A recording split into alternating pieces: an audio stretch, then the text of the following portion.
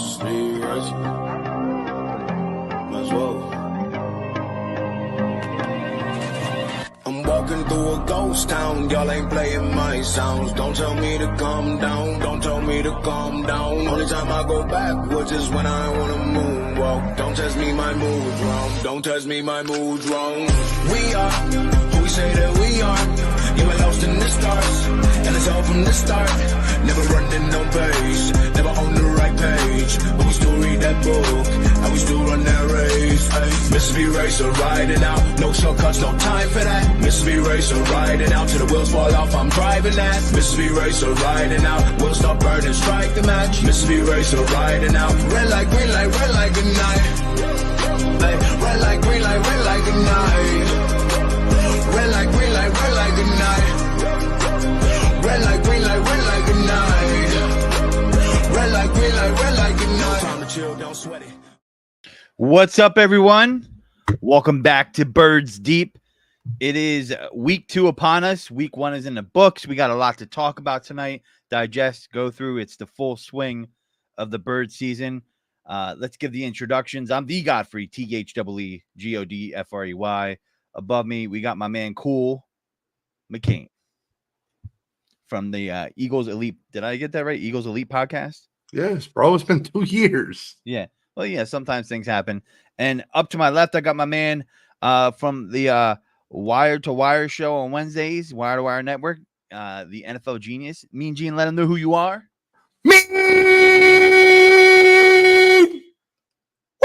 Woo! Gene.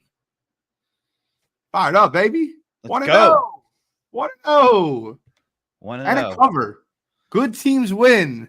Great teams cover.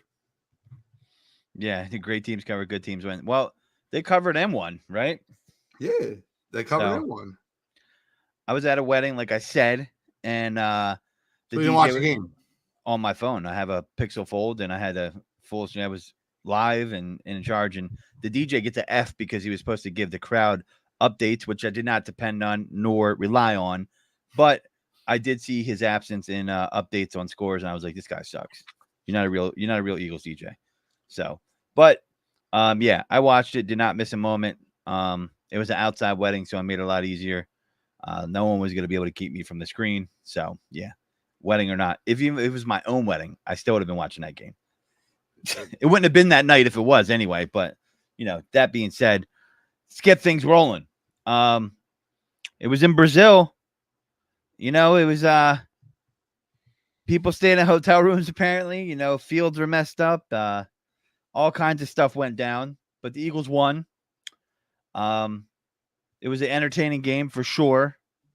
Definitely a lot to digest as far as what we saw, but I think we'll get right into our grades first and what we saw and didn't see, and you know, and that's how we shall jump into it. In agreement, fellas, just dive right into the grades. I'm ready to rock and roll. I'm ready to rock and roll. All right. Let's get it. So we'll go with the defense first. Let's grade the D. Let's start you off this week in the leadoff spot there, Cool, and tell us what grade you gave the D. Fence. So I gave the D a C+.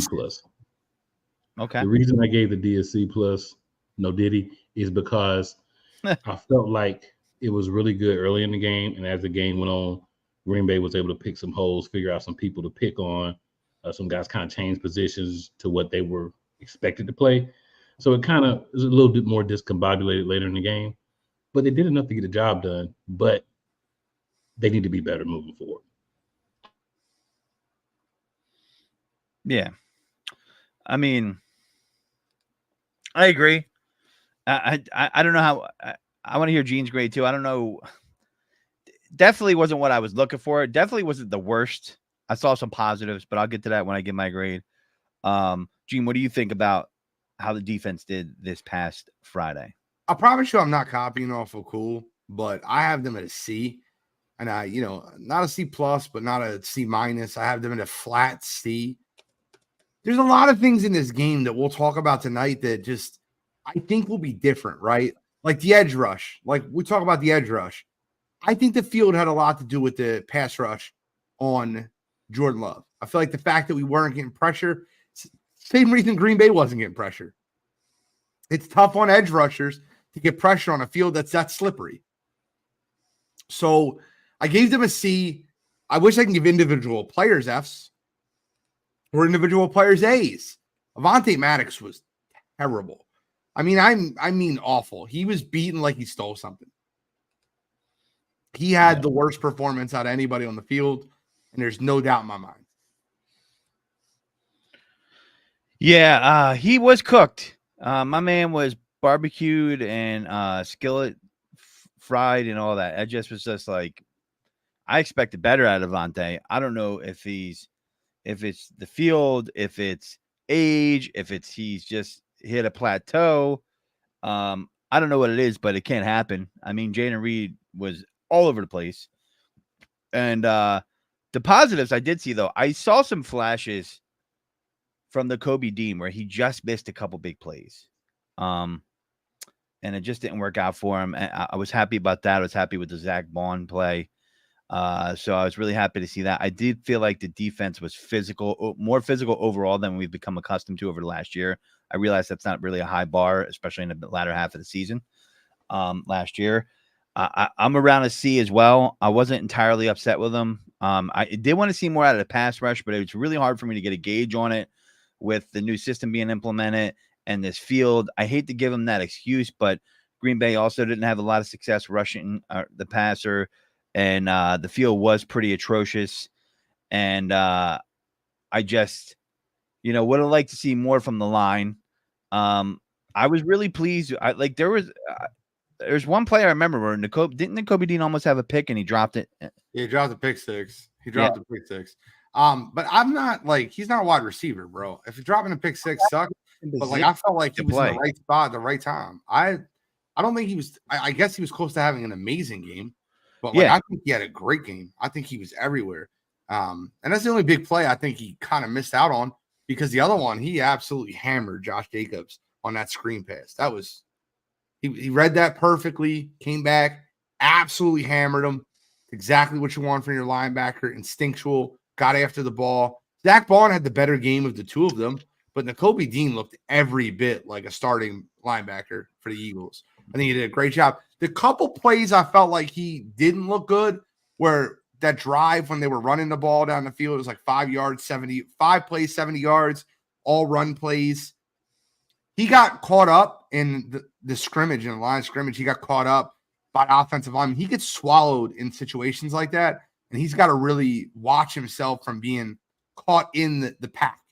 Whereas other plays where he came around the plays through the A gap, he rushes the B gap and gets the ball into the backfield. He almost stopped the Packers on a 4th and goal. That was huge in the beginning of the game. And then they end up getting a field goal anyway because of the penalty. But the whole point being is Nakobe Dean did a great job rushing the B gap when the play was through the A to kind of come around and use his speed and his instinctual nature to be able to stop the play in the backfield. Yeah, I was happy to see him in position to make plays. And I'm not down on him for not making that pick six. I was just happy that he was in position to do that. And I was seeing him in position to make a lot of positive plays. And he had some good play on that. Zach Bond, made Malik Willis made him look all world with that horrible pass at the end. I was just that was one of the worst I've ever seen. Malik Willis he's bad. And but Zach Bond, man, really coming on. And I think part of that is them buying into the Fangio system as well. And I'm hoping I see more of that permeate through the line and permeate through the backfield. I still think they're trying to find their way when it comes to the right mix in the secondary. Because I don't know, man.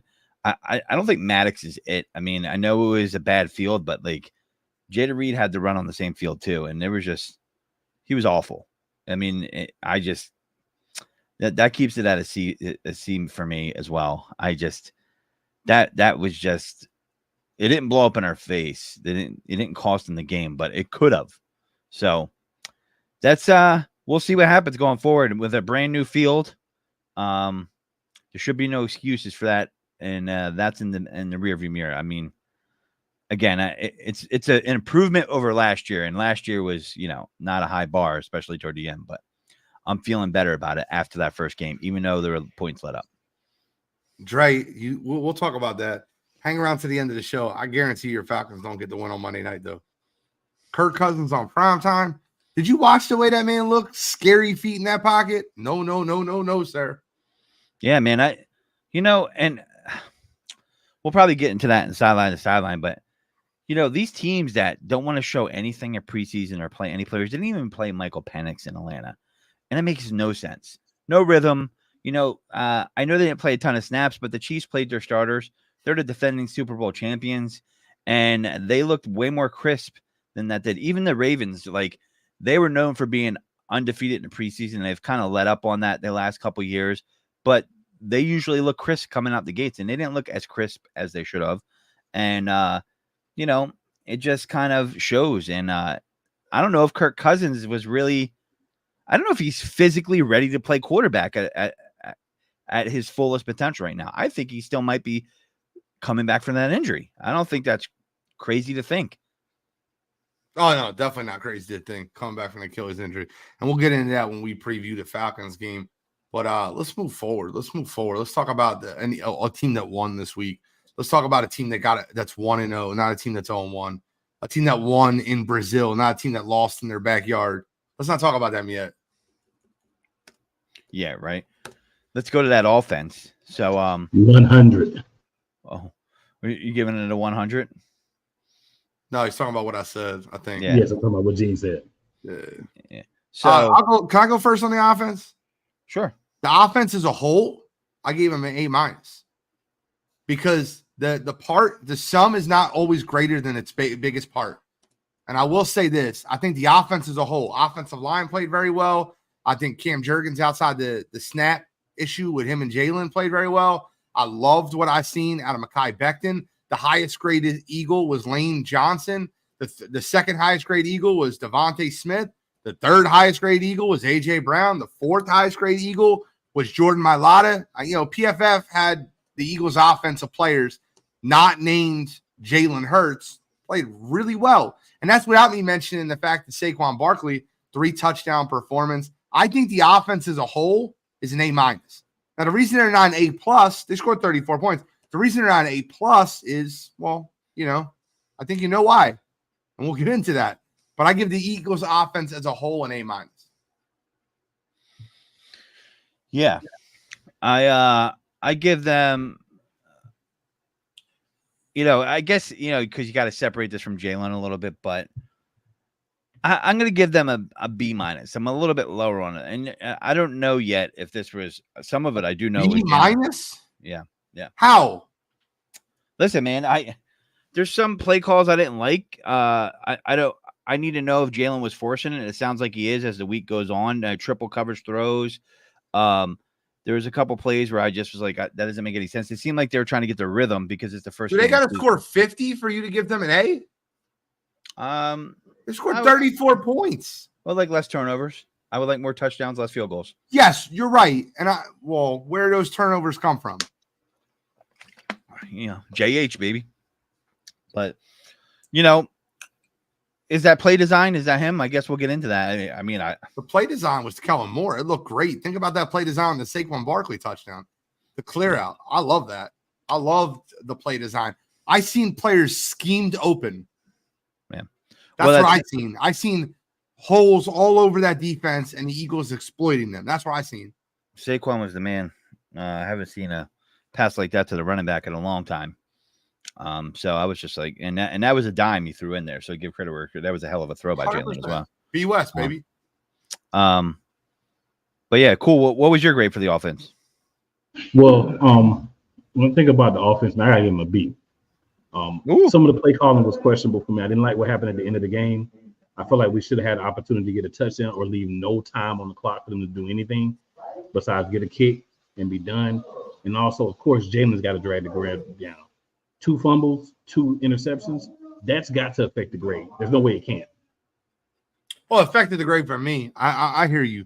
And I don't hate a B. I understood my A- might have been a little high, but I don't hate the B, but it affected the grade because the way I look at it is this, cool. Let me ask you a question real quick.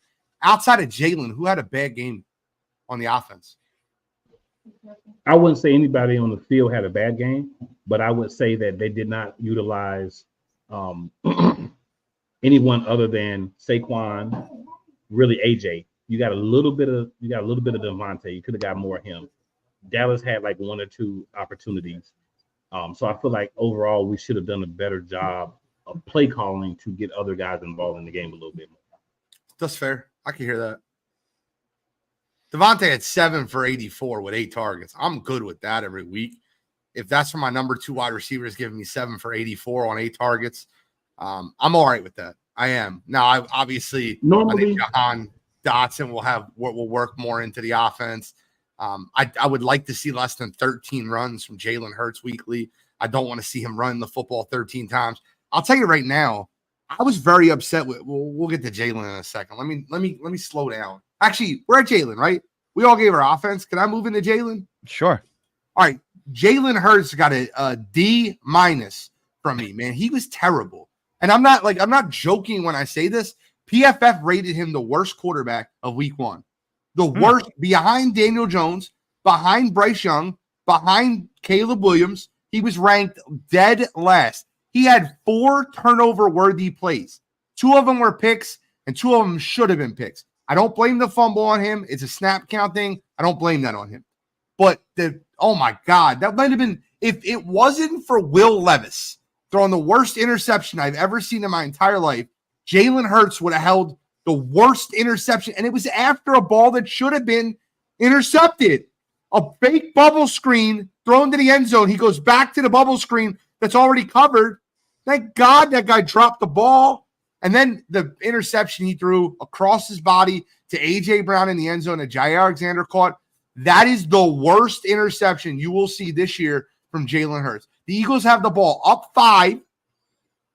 The worst case scenario, you kick a field goal, you're up 8. You can't lose the game in regulation. That was awful. Awful. He gets a D- from me. He did make some good throws. The throw to AJ for the touchdown. Great throw. To throw to Saquon Barkley. Great throw. But you get paid $45 million here, sir. I need more than a couple great throws. I need less than 4 turnover-worthy plays. That was terrible. The interception he threw to start the game to Devontae Smith, where he threw the ball over the middle. That was awful. Terrible. What are you reading there? What are you looking at there? Even if that ball wasn't intercepted, it's a terrible throw. I did not like the way Jalen Hurts looked. And I think the Eagles offense was an A+ if you subtract Jalen Hurts. Cool. What do you think? What's your grade on Jalen?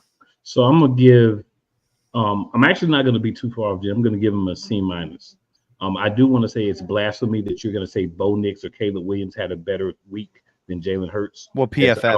I don't care what the measurables are. Yeah. That's a blasphemous saying PFF. Period. Yeah, Jaden Daniels looked like he was afraid to throw the football. Like, yeah. I watched that. And there was a couple of others you could throw in there as well. But I would say he would definitely rank in your bottom 10 without argument. Anybody who doesn't agree with that statement, rose-colored glasses. You're only looking through Kelly green glasses. You're not seeing the actual play of Jalen Hurts. My issues with the things were a lot of what Gene said, but also you're a veteran quarterback. Now, this is not year 1 or year 2. It took you too long in multiple situations to make the decision to, I'm either going to throw or run. If your receivers are covered, run and get down or run out of bounds. We don't need a bunch of plays with you in the backfield getting hit. We don't need you running the ball as much as you ran the ball. Get down or run the ball or throw it away. You got to develop that skill to help the team be better because, like Gene said, without him, this offense at least gets an 8. So, real quick before you go, Godfrey, and I just kind of want to add on because I even forgot. One of the biggest issues I had with Jalen Hurts was, bro, hand the ball off to Saquon Barkley. Every time he kept the ball on the read option, he was taken down in the backfield for negative yards. It wasn't there. Give the ball to the guy you paid $13 million a year to. I'm glad you brought that up. That was so bad. The read option is dead. I disagree. I don't want the read option. I think the league has caught on to the read option. I think you're seeing it done less. I don't think it's effective as it used to be with this team. I think that's a remnant of Sirianni. I think, I listen, I don't see them having the success on the read option they used to 2 years ago. It was less last year, and it's even less starting this season. I don't think anybody's fooled by the read option in the Eagles anymore. The problem is, Godfrey, they have to read. When a read option, you're reading one player. Is the defensive end breaking in to stop the inside zone, or is he containing? That's all you need to do. It's this is a reason they run this play in college football. It's the simplest play in football. You have to read the edge. That's it. Did he break in or did he not? If he didn't commit inside, you hand the ball off to the running back. If he does commit inside, you keep it. It was very obvious the Philadelphia Eagles the defenses that are playing Philadelphia are playing contained quarterback. Yeah. Jason Kelsey said that on the morning show this morning. He said it seemed like near the end of the year, every blitz was coming from the right side because Jalen loves to roll to his right. He did great versus the blitz. And in fact, he had a 158.3 quarterback rating versus the blitz. The Packers blitzed him 6 times. Which is an improvement. He was 5 for 6. I love that. Yeah. So my grade is going to be a D plus. I'm giving him a D because there's some things that I've seen. Like last year, I heard that they were improvised on the field, or that they were audible out sometimes. I would hear all these things about like, well, then AJ Brown was like, oh, it wasn't me. It wasn't the coach. It was us with Seattle. I don't know if I believe that or not. But the point that I'm bringing that up is when you throw a ball and, it turns into the secondary converging onto your receiver, it tells me he's releasing the ball late on the development of the play. And I saw that a little too often. Or give what the defense is giving you. If they're playing you because they know you like to roll to a specific side, okay, then throw to the other side. Yeah, give him the D. So, throw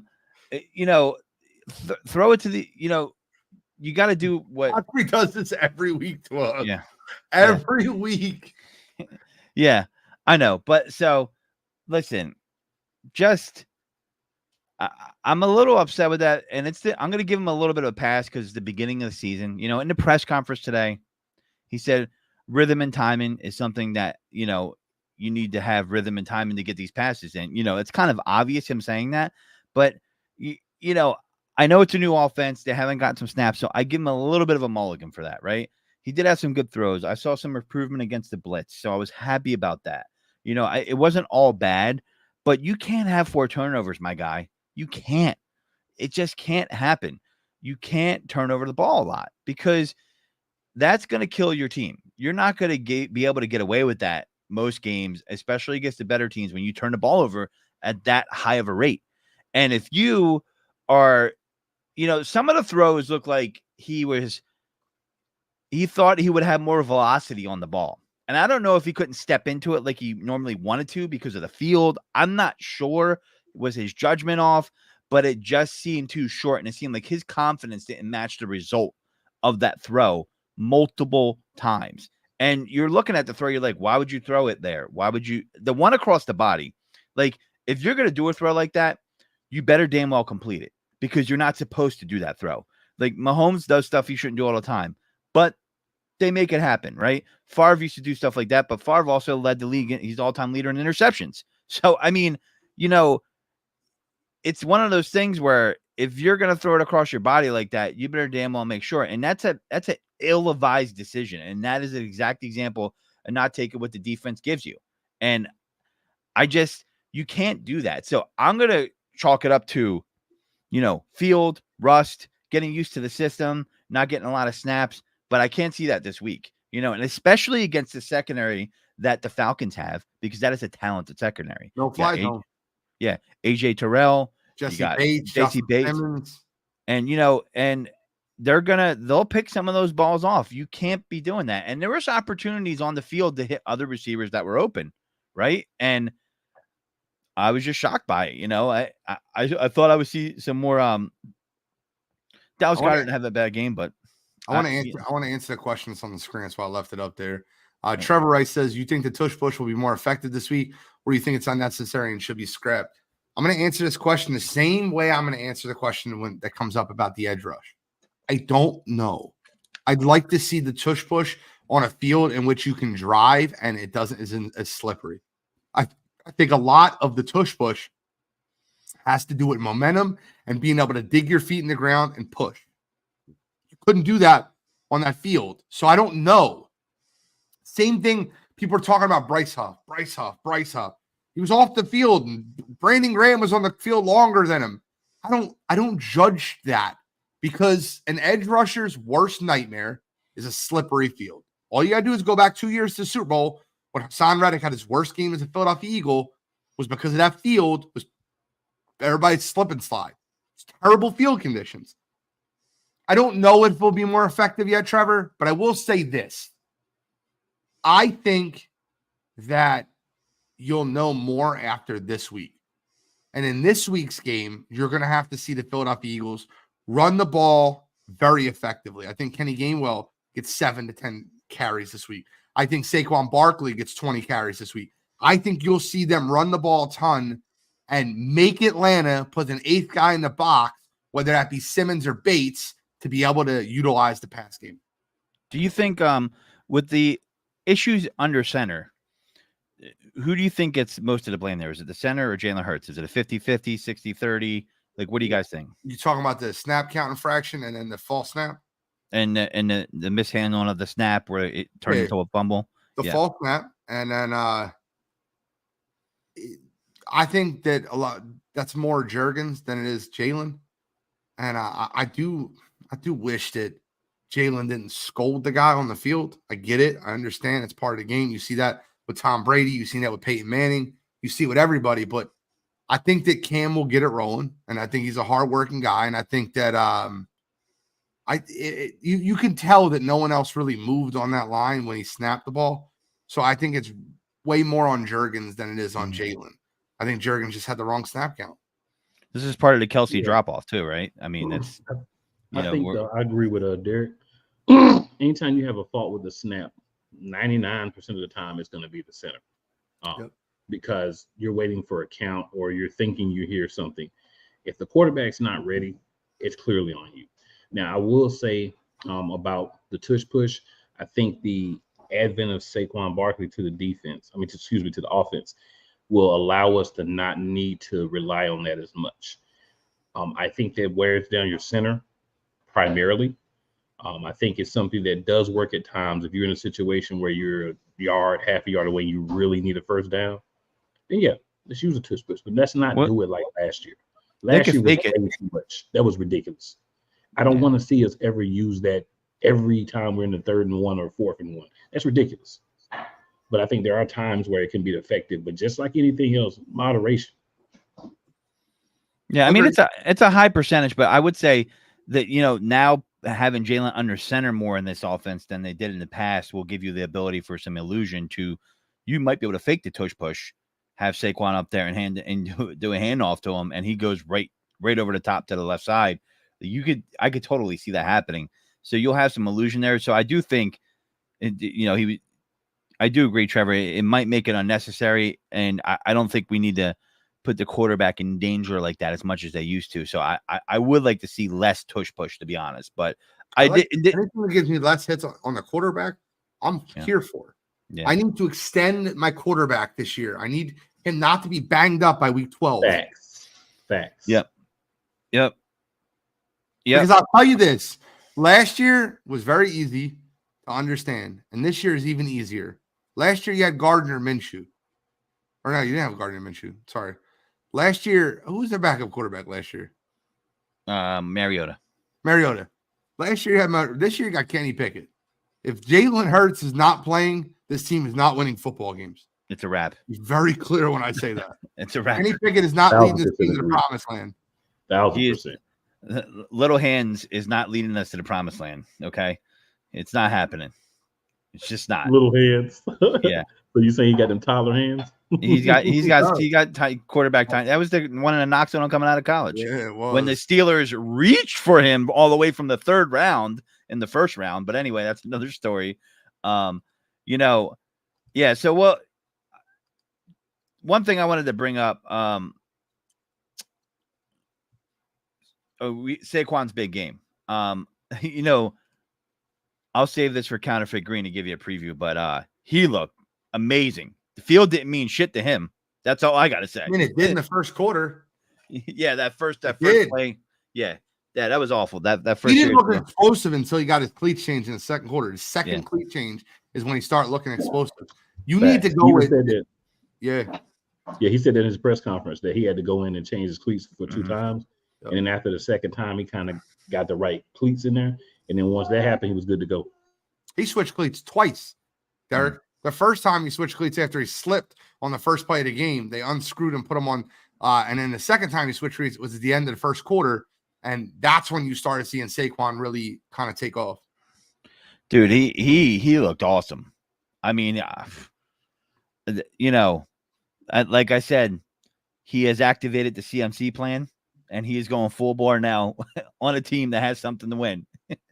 So I'm here for it. His best play for me was the touchdown reception. The way he adjusted himself and made that catch, I think that was the best play.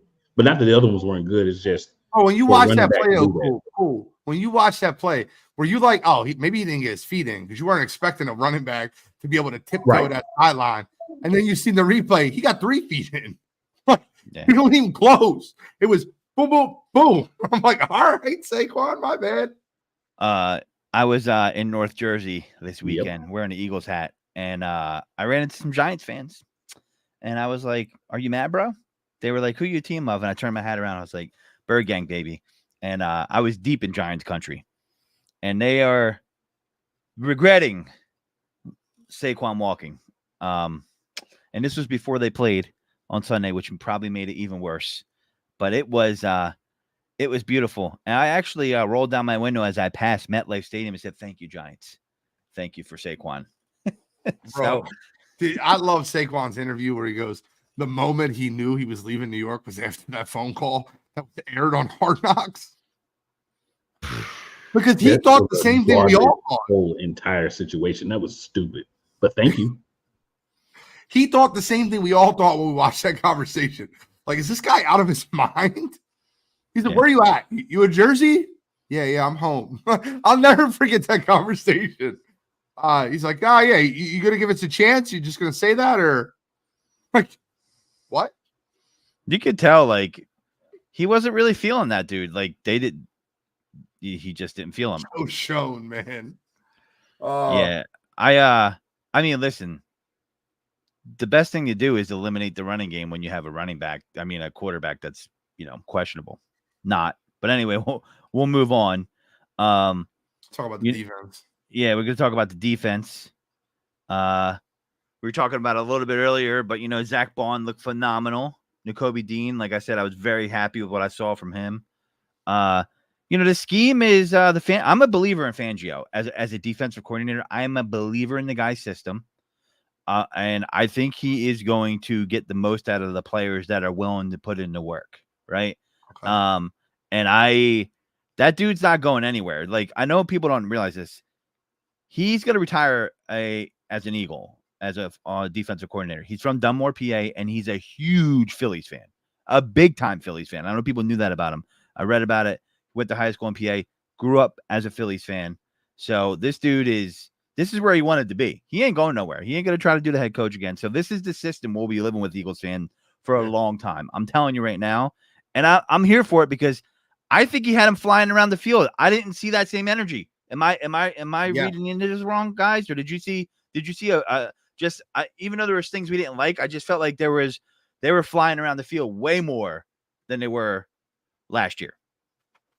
Yeah, no, I thought the defense looked really good. Outside of a few key pieces, I think the defense looked really good. Did you guys hear the Isaiah Rodgers injury? Like how it happened? I didn't get this information until recently. Did you guys hear this? No, I did not.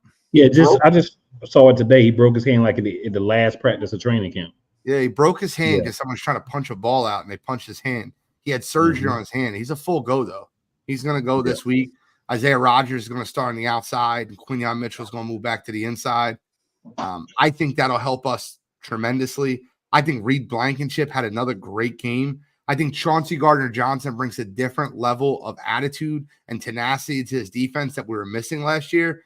I love the linebacker play. That was the best linebacker play I've seen as an Eagles fan in I don't know how long.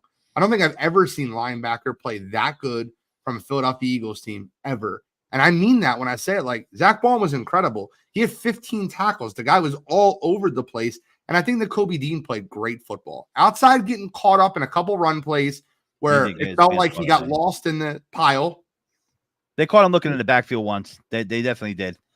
Like I felt like he got targeted a little bit. I still think he had a really good game, but I felt like his pass defense, he may want to work on a little bit, but not enough to say he didn't have a good game, because obviously the number one target was Avonte Maddox. But when you get Isaiah Rodgers back on the outside, that puts Quinyon Mitchell back at the nickel. And I got to shout out to Rook, because the Rook played well. He And ran with Christian Watson, stride for stride. And so the one play he got the penalty on, I personally was like, you know what? I thought that was a smart move, because if that dude gets by him, he's out. So I'd rather take the 15 and the touchdown. So I actually thought it was a good veteran move. Sometimes grab him, my bad. Yeah, I loved it. And the funny thing about Nakobe Dean is if he gets that pick six, people are gonna the narrative about him will be completely different. They would have forgot all that other stuff. And I just think I was thrilled, because I felt like he was showing his instincts off in this game. That's what I felt like. That's why I meant like he was in the thick of it, right? Like he didn't look like he was behind. Like the speed of the game is not challenging him, I feel, at this point, when it was early on in his career as he was trying to develop. And I feel like thick of it. Yeah. I want to answer this real quick, because it's going to kind of lead into what we were talking about. Speaking on defense, are you concerned about Huff standing with Vic and Vic's seeming of lack of confidence in him? And can BG handle the snap load with his age? I'm going to answer both those questions by saying the answer is no. I'm not concerned with Bryce Huff, and I don't think BG is going to have to play as many snaps as he did this week. And I'm going to explain to you very, very easily. Edge rushers that rush like Bryce Huff, ones that peel their ears back and get after the quarterback, cannot play on slippery fields. That field was a mud pit. Brandon Graham is better suited for that. He's a more positioned edge rusher that's strong, that can bull, that does not have to use his speed to get around you, does not need a block jump to get to the quarterback. Whereas, I'll tell you right now, the Packers made a significant change in their offensive game plan when they start running the ball. 2 straight drives. The first drive was 5 carries, 70 yards, and they scored all on run plays. The next drive, they were running the ball with efficiency. And that's when the move from Bryce Huff to Brandon Graham happened, because Brandon Graham is always going to be your better run defender. He's just bigger. He's stronger. That's who he is. Josh Huff is brought here to be a Hassan Reddick replacement. Not Josh Huff. Bryce Huff is brought here to be a Hassan Reddick replacement. I hope not. Josh Huff can get across the bridge. I think Bryce Huff will be fine. I think the person you should be more concerned with on this defensive line is Nolan Smith, not Bryce Huff. Nolan Smith and once again, another edge rusher, need to see more to see if he can get that jump on normal playing field. But I don't think BG will play that snap count. I'll go even further. I don't think BG plays more than 35 snaps any game this year. Period. Yeah, I'm not. I don't think he can handle the load either. He's there for veteran leadership, and he's definitely to be there in key situations. He's there for the locker room. Huff, I'm hopeful on. I'm not going to judge a guy after one game, but I don't know. I still would love to see Reddick on this team as well, but I don't think it's not realistic that he comes back here. But there has been chatter of the Jets trading him because they can't. Elliott Short Parks, bro. Yeah, that's all that is. That's WIP saying, well, maybe we could trade for him back, and that's not happening. Let's just stop that weird chatter about it. Hassan Reddick's not coming back here because the Eagles can't pay him what he wants to get paid. He wants $25 million a year, right? He's out of his mind. Yeah. He's not Myles Garrett. He's not Micah Parsons. He's not TJ Watt. You watched what TJ Watt did last week. That was an absolute game record. Hassan Reddick's good. He's in the next tier of edge rushers. He's Danielle Hunter-esque. Yeah, well, he wants the money Danielle Hunter got, and Danielle Hunter got some good money. And the thing is, man, people romanticize Hassan Reddick like he was out there just dominating every game that he played with the Philadelphia Eagles and every year. He had one really great year, the Super Bowl year for him. Last year, we didn't get anywhere near the same production. So it's not like he's been out there just dominating the whole time he was a Philadelphia Eagle. I don't know where this romanticization of this guy comes from. I'm not saying he was bad last year, but he was nowhere near the same player. it's overreaction from the fan base because we didn't see a good pass rush in the first week. I mean, really, if Huff has a couple sacks and the D line does better, then this conversation doesn't even start. It's not even this conversation shouldn't even be there because, as Dean so eloquently put it earlier, they were on a slippery field. Edge rushers can't do well on the slippery field. It doesn't matter who the freak it is. Yeah, Agreed. Maybe the NFL will stop putting players on slippery fields, like if Patrick Absolutely Mahomes not. Mahomes got injured or something like that. I think that'll happen. The NFL does not care that much about the players. No, Mahomes would have to get injured or someone like that, and then they would care. Then they would care. If it was like a Mahomes type figure, they would care then. Bro, and I won't get too far into my counterfeit green, but I'll tell you right now, it was very evident what Roger Goodell told every player, every coach, and every organization that was going down to Brazil. It was very evident what the message was from the NFL. Yeah. But we'll get into that when I get into counterfeit green. I do want to talk about Avonte Maddox for 1 second, if you guys don't mind. That man was burnt toast. I do not want to. When the Eagles announced Isaiah Rodgers wasn't playing, am I the only one that wanted to keep Quinyon Mitchell in the slot and put Keely Ringo on the outside and not play Avonte Maddox in the slot and move Quinyon to the outside? That's what I thought the plan was going to be, honestly. He had 4 snaps, bro. 4. Yeah, I hated Avonte Maddox in that game. I really did. He was abused across the middle. Jaden Reed made him look silly. Yeah. I mean, that was ridiculous. And I sat him in a fantasy team because I thought, the Eagles would keep Jaden Reed in check, but let him go wild. I mean, he went bananas on them. Like, yeah. I don't understand. Like, it happened through the whole game. Like, why didn't they not make an adjustment in the game for that? Like, were they chalking it up? Oh, it's just because of the field too. Like, I don't understand. Why not make an adjustment in game for that? It happened. It wasn't like a blip on the radar. Like, there's just one play in this quarter. It was through the whole game. Yeah. You know what I mean? Giant plays. Like, I'm talking like gash plays. Like, they wouldn't even been in the game. It wouldn't even been that close if it wasn't for that. It just was like, And I think that a lot of this matters because, like, I think that if Sidney Brown was not hurt on the PUP list, I think you could have seen him at safety and Chauncey Gardner-Johnson in the slot. I think there's a lot of other things that can happen. If Bradbury wasn't on IR, I think you could have seen Bradbury either in the slot or at safety, even though I don't want to see him anywhere near a field.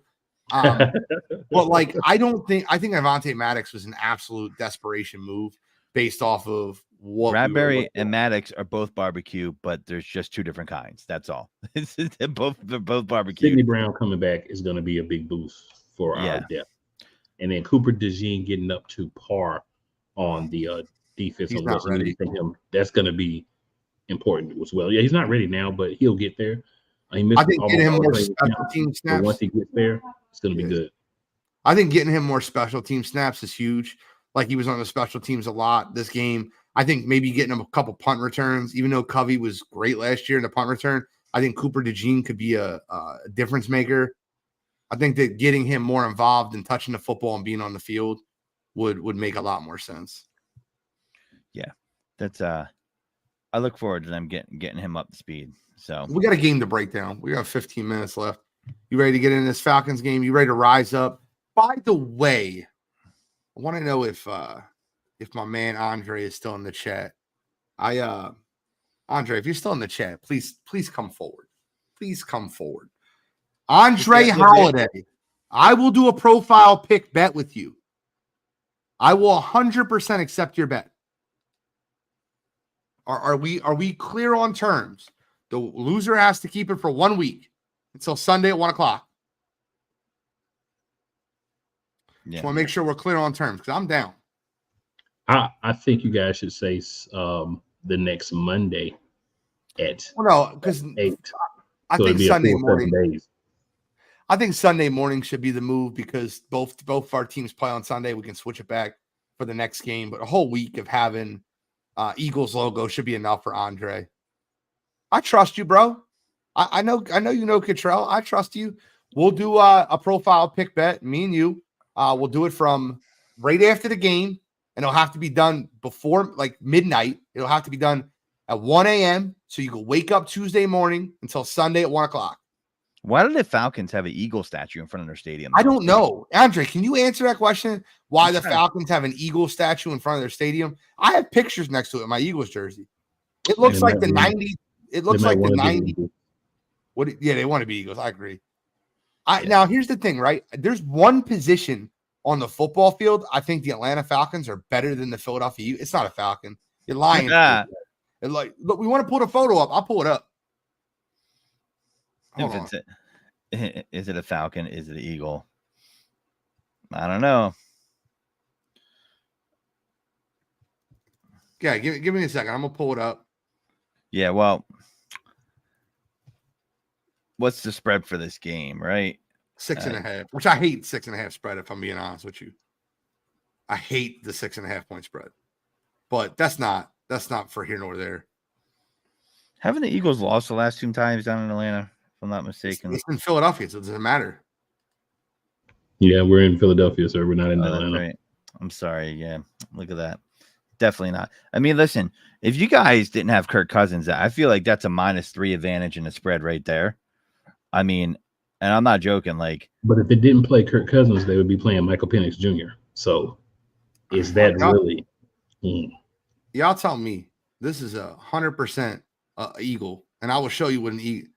Y'all tell me that's not an eagle to you. That is definitely an eagle to me. I think it's an eagle to everybody but 1990. Falcons fans. I'll pull up the 1990 Eagles. yeah, I wonder why they didn't make it the Falcons colors, like paint it all their colors, like not don't let it be silver, like paint it the Because color. they know it's not a Falcon. That's why they didn't, sir. I'm not trying to like. We could pull it back up in a second, but I'll show you right now. A bird's a bird, close enough. Boo, Kyle, boo. It looks just like this. Just because your logo is boring, Kyle, it's just a That old, looks like the logo. That's the same thing. crusty guy wearing an old hat, like the That's a Patriot. Falcon fan right here. You see the Falcon fan right next to the looking at the Eagles logo. First off, that's so bad. You know what happened there? I guarantee they commissioned the artist to do it that was not a sports fan, which I can understand it can happen. Knowing some artists, like a lot of them, they're not into art like that, right? And so he's like, "Oh, you want me to make that? All right, cool. I'll make you something like that." And like, and it was, they probably didn't check it in the middle of it done, and when it was done, they're probably like, "Shit." It was like the Andy Reid commercial. That's a great job, but who are the chefs? You know what I mean? Like it was like, that's a great job, but damn it, does that look like an eagle or is that me? You know what I mean? And at that point, you're screwed. So you're like we just got to play this off. All right, so let's break down the game. Let's go Eagles offense versus Falcons defense. Let's start there. I think the Falcons defense is much improved. Raheem Morris is obviously a very good defensive coordinator. He's been great for years. Grady Jarrett's been there for years. The addition of Matthew Judon, AJ Terrell, Justin Simmons, Jesse Bates.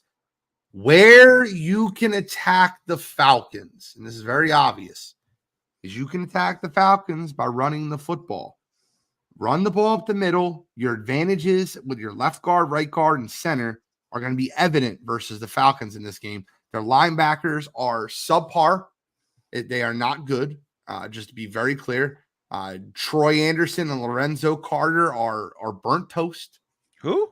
Yeah, exactly. That's where you can damage the Falcons is being able to Caden Ellis, Troy Anderson, Lorenzo Carter. That's where you damage the Falcons. Running the football up the middle versus them is now you got to be careful though. You got 2 safeties that make it a no-fly zone. I think the Philadelphia Eagles' key to victory is to throw the ball to the outside. And listen, might not be a big Dallas Goedert game, guys. And to be able to run the ball up the middle. I think that's the move. What's your keys to victory this game? Cool. Where are you at? So I definitely agree. Running the ball, that'll set up play action. Play action will allow you to get the ball on tight end goals and screens and things like that to Goddard.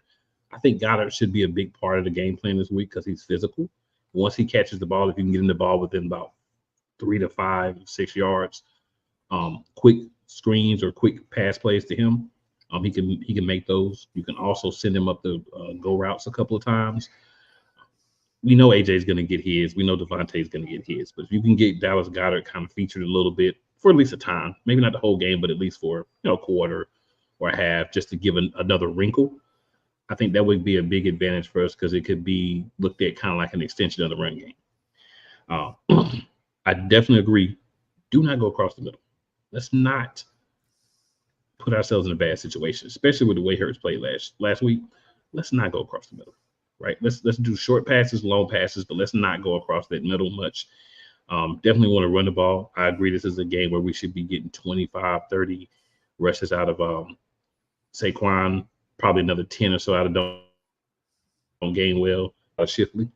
I don't mind if you have Hurts run a couple of times, but let's be controlled with it. Let's not go crazy with it.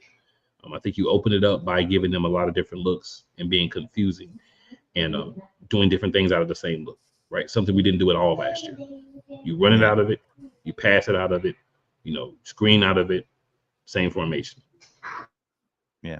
I wanted to answer Grez, Dr. 4EV. So we probably won't get into that much here. I'm sure the next show that we're going to do right after the show, we'll get into the Tyreek Hill situation on sideline to sideline. So follow us on over there because I don't know if we have enough time to really get into that. I just want to give 30 seconds on this.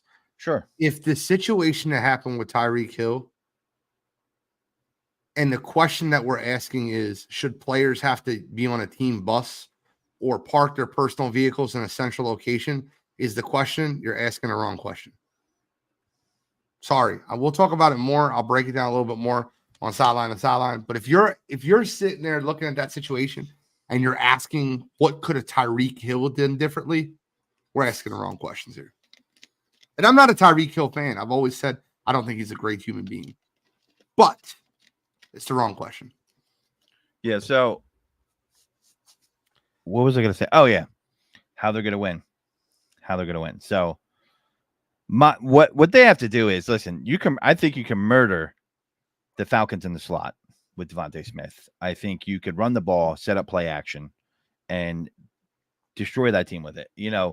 If you run the ball enough and you set it up, but that's going to require Jalen to take what the defense is giving him, and we're not going to force the ball down the field.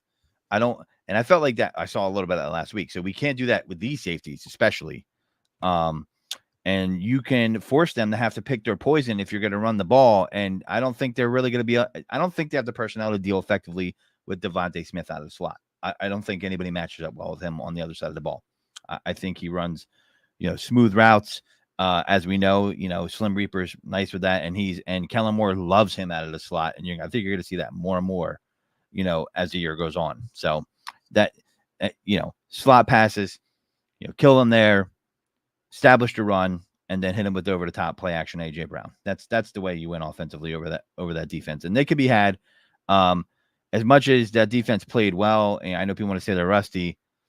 The Pittsburgh Steelers have a really uninspiring offense, and they still put up points on them. A lot were field goals, but they got the job done against them. I know they had to deal with the one-man wrecking crew on the other side, but I think the Eagles can definitely do that, collectively against that Falcons offense. There's talent on there, but I don't see Bijan Robinson running wild. I think he's going to have a decent game.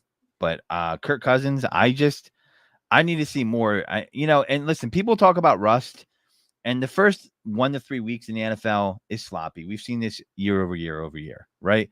So I get it. But at a certain point, you got to, as a pro of 10 plus years, you got to be able to shake that rust off quicker. I can't give players these excuses anymore. Like you can't be out there playing sloppy football. It's bad product. That's fact. Who's arguing with you? I agree with you.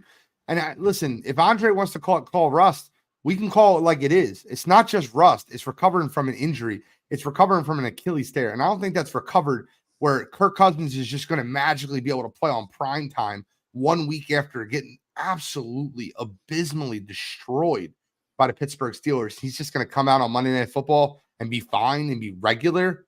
If there's one cornerback in football that loves playing against Kirk Cousins, it's Big Play Slay, because he has some of his best games when he goes against Kirk Cousins. If you don't think Kirk Cousins is throwing the ball to us a couple times Monday night, you're watching the wrong football. Falcons fans got to have like a spot on their head that's like scratched up like this, trying to be like, what are they doing? I mean, from the Penix draft pick, all right, try to justify that. Even when Arthur Smith was there, not running the ball, Bijan. Then you have a quarterback that's coming back from an Achilles, and we're like, by the way, the guy we drafted, 13th or 8th, whatever it was, I think it was 8th, we're not going to play him at all during the preseason either. Let's not get anybody in sync. I mean, they were the extreme of not playing in the preseason. They did nothing with their starters. So if it is rust, it's their fault. 1,000%. It was head scratching what the Falcons did in the preseason. Like, as a Falcons fan, there's no way you could have been like, that makes sense. Like, no, didn't even play the rookie they drafted. Like, what are they doing down there? He said so clever of him. The girls don't have TJ Watt. So clever, brother. Your rat birds don't have a right tackle. So let's just be real. Caleb. I wish we had TJ Watt. Trust me, I wish we had TJ Watt. Bro, don't let me front. But I mean, I don't think you need TJ Watt to get through that offensive line. Factual. Eagles' keys to victory on defense, I think, is very simple. There's not many guys on that Falcons defense that are X-plays. You have to contain Bijan Robinson. He's an X-player. Drake London, you have to be able to jump with him and be able to get your hands on him early in the route, disrupt the route. And Kyle Pitts, I feel like that CJ Gardner-Johnson is going to see a lot of Kyle Pitts in this game. He does a great job against mobile tight ends, and that's what CJ Gardner-Johnson was brought in here to do. I'm not that concerned with Darnell Mooney. I think he'll be matched up with Isaiah Rodgers and Quinyon Mitchell a lot. I'm really not that concerned with the Falcons offense versus the Eagles defense this week. We just played a much better offense in Green Bay. And I feel like if it wasn't for field conditions, I feel like that the Eagles defense would have held up a lot stronger versus Green Bay. Yeah, home opener, the real home opener. They Kirk Cousins on prime time. Put your mortgage on it. That's all I'm gonna say. I wouldn't put my mortgage on the Eagles spread. 6.5 is one of those numbers you really want to stay away from. But I think the Eagles definitely win the football game. Let's get into game predictions and then counterfeit green. I'll go first. My game prediction is I think you're going to see I think the Eagles will cover. I think you'll see 31-17 Eagles. Okay. I'll go second. Go ahead. I was going to say Eagles. I'll go 35. Falcons, I'll go 24. And I do think that we both are going to be a little bit better than last week. Because it's not like the Falcons were the only team in the league that didn't play their starters much in the preseason. That was kind of across the league, so it'll happen for everybody. That's facts. I got Eagles 24, Falcons 20 in a lower scoring game. I think the game will be close. I think the game will be dictated from run game. I think the Falcons secondary is very good and will limit the big plays. And I think you'll see a little bit more field goals than you'd like in this game. But I got 24-20 Philadelphia. Andre's got 24-17 Falcons. Man, I might have it up for 2 weeks if you hold the Eagles 17 points. I don't think that's happening. But we'll find out Monday night. We'll talk about that. Quickly, counterfeit green. Cool. You got one this week. Counterfeit green is every Eagles fan, every Eagles reporter, every Eagles podcaster just talking about they want Hassan Reddick. Shut up. I love that. Godfrey, you got one? My counterfeit green is for the Giants fans. We play softball with one, or we have their Gene that are saying, "Oh, he won't give you the tough yards. He will get injured. He'll crumble. He doesn't really, run hard anymore." You guys, man, I blew my mic up with that. That's how passionate it was. That literally blew my mic up. I'm not joking. I redlined it. He was phenomenal, and you guys were hoping that this dude would falter, and you knew he wasn't. You knew in your heart of hearts, in your gut, you knew when he got on a good team with a good offensive line, he was going to ball out. And you were trying to talk this guy down because you couldn't stand it. It made you sick. And you're counterfeit because you were hoping that guy would fail. They gave your organization all he had, and they didn't give him what they had. which was recorded on live or on TV with the general manager, and now you're going to see him shove it up your ass twice this year. He gets 2 revenge games against you. Pause. Like Godfrey does every week, bro. My counterfeit green is the NFL and what they did for the Brazil game. Every single player, every single coach, tremendous atmosphere like we've never saw before. It was so scripted. It was so fake. None of them complained about the field afterwards. Every one of them had a most positive comments about Brazil, and you knew it was scripted and you knew it was fake. It's super annoying that the NFL basically put a muzzle on all these players. Darius Slay made a comment about going to Brazil, and then he had to retract it and apologize because Roger Goodell was right down their I'm not going to say right down their throat, but he was with yelling at them and making sure everybody stayed in line. My counterfeit green is the NFL and Roger Goodell. Yep. Plenty of counterfeit green this week. So with that, guys, we're going to wrap it up. Thank you for tuning in to Birds Deep. Catch us on Sideline to Sideline. We're going to jump on over there. Dude, I cannot. This is why you need a producer, man. And jump on over there. Check us out. And check out the link tree for my man Cool McCain. It's posted. He's Eagles. He's everywhere. Play callers, Eagles Elite, NFC East. Like, he's all over the map. Check him out. He's also got a wrestling show if you like wrestling. Listen, check him out. Follow Cool McCain. Click the link tree. And then Water Water Sports Podcast, Wednesday night, 7 p.m. Birds Deep, 6 p.m. And then Sideline to Sideline, 7:15, leading you up to Thursday Night Football. And Godfrey, end us. And this is me, Cool, and Gene. Not saying goodbye, just saying take it Birds Deep.